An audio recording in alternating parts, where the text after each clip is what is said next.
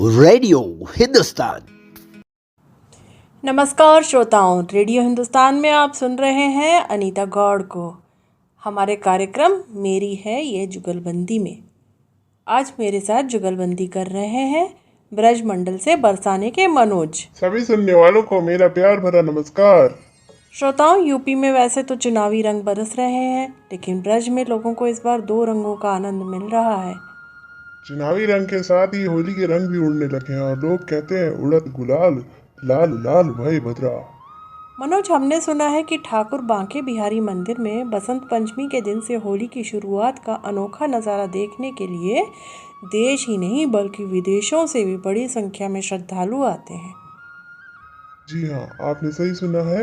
बसंत पंचमी के दिन से अगले 40 दिनों तक ब्रज के फाग महोत्सव का आनंद उठाने वाले यहाँ खिंचे चले आते हैं। दरअसल मेरे ख्याल से ऐसा करने के पीछे भक्तों का मानना होगा कि पहला रंग उनके ऊपर भगवान के प्रसाद के तौर पर रंग के रूप में बरसे। जी हाँ, मान्यता है कि बसंत पंचमी यानी सरस्वती पूजन के दिन भगवान श्री कृष्ण अपने भक्तों के संग वृंदावन में होली खेलते हैं। यह फाग उत्सव 40 दिन यानी 960 घंटे तक चलता है और इस अवसर पर श्रद्धालु जमकर अबीर गुलाल उड़ाते हैं, जिसकी यहाँ कई दिनों पहले से तैयारी शुरू हो जाती जी। तो मनोज, ब्रज के इस फाग उत्सव और चुनावी घमासान के बीच आपको लड़की हूँ लड़ सकती हूँ का नारा भी सुनने को मिल रहा है। जी हाँ, नारी सशक्तिकरण का झंडा उठाने वाले तो कई हैं।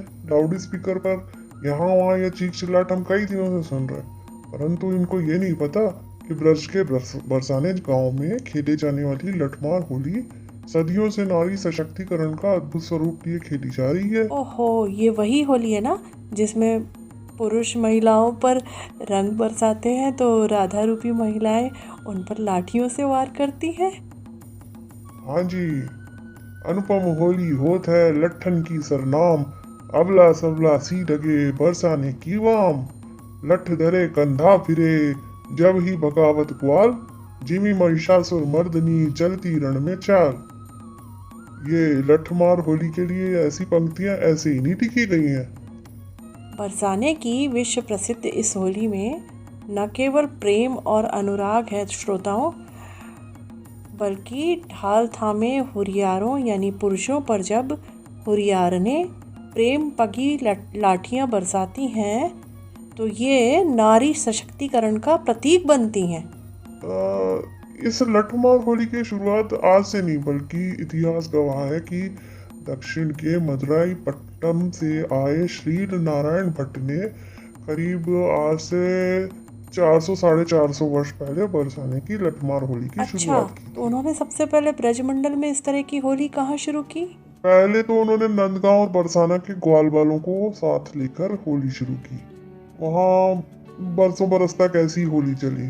फिर श्रील नारायण भट्ट की 7वीं पीढ़ी में जन्मे श्रील जानकी दास भट्ट ने लठमार होली को नया स्वरूप दिया।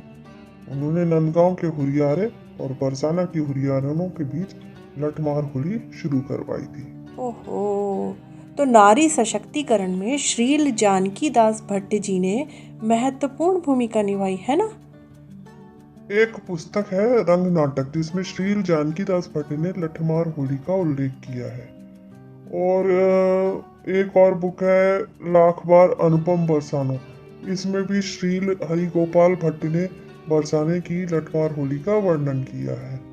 मैंने भी कहीं पढ़ा था कि इस पुस्तक में उन्होंने बरसाने की हुरियारनों की तुलना शक्ति स्वरूपा से की है। हाँ जी, आपने सही पढ़ा है। ये लठमार होली नारी सशक्तिकरण का प्रतिनिधित्व करती है। श्री हरि गोपाल भट्ट ने उस समय स्त्रियों को खुद अपनी रक्षा के लिए सक्षम बनाने के लक्ष्य के साथ होली में लठमार को जोड़ दिया। भाई, मुझे तो नारी को अबला से सबला बनाए जाने का पर्व लठमार होली में साफ दिखता है। लठ की मार से बचने में बेचारे पुरुष असहाय नजर आते हैं, जो ढाल को सामने रखकर खुद सिर, कमर, हाथों को लठ की मार से बचाते हुए दिखते हैं। हमारी ब्रज नारियां तो उस समय नारी सशक्ति दुर्गा, बिल्कुल साक्षात दुर्गा नजर आती है जी। बिल्कुल, हाँ जी, बिल्कुल साक्षात दुर्गा। तो मनोज, ब्रजाचार्य श्रील नारायण भट्ट ने जब होली में लठमार का समावेश किया तो होली खेलने के लिए कौन सा दिन तय किया था उन्होंने? उन्होंने फाल्गुनी सुदी नवमी का दिन ही निर्धारित किया, क्योंकि 9 अंक सबसे बड़ा होता है। हाँ, ये बात तो है। नवरात्रि में भी नवम सिद्धिदात्री होती हैं। अष्टमी को राधा रानी का जन्म हुआ और अष्टमी को ही कृष्ण का भी जन्म हुआ। धर्मशास्त्रों के अनुसार दोनों के जन्म के समय जब भगवान शंकर उनके दर्शनों के लिए आए तो नवमी के दिन ही आए थे। वैसे भी शिव और शक्ति का समन्वय बिना शंकर जी के तो संभव है ही नहीं। अच्छा, इसलिए शंकर लीला का दिवस होने से नवमी का दिन महत्वपूर्ण माना जाता है। जी, और ब्रजाचार्य नारायण भट्ट द्वारा लठमार के लिए नवमी का दिन निर्धारित करने के पीछे भी यही कारण था, ताकि नारी का शक्ति स्वरूप चरम पर हो, एकदम चरम पर, और अबला से सबला का भाव प्रस्तुत हो सके, साफ दिख सके कि उससे टकराने वाला चूर चूर हो जाएगा। तो श्रोताओं, यह जानकारी आपको मिली और इससे आपको पता चल रहा होगा कि इस चुनाव में लगाए जाने वाले नारे की पटकथा हमारे देश में सदियों से चली आ रही परंपरा से ही निकाल कर लिखी गई है।